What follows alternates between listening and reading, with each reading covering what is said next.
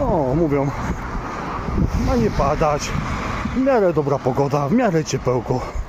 Ekstra, założę sobie polarka, pójdę do sklepu po bułeczki, 10-15 minut, kic na jednej nodze, jakoś to będzie. No i chuj, grad, deszcz, wieje jak skurwysyn. Dobrze, że wilców nie ma. Oby nam zdrowie dopisywało. Oczywiście nie wszystkim. Pozdrawiam.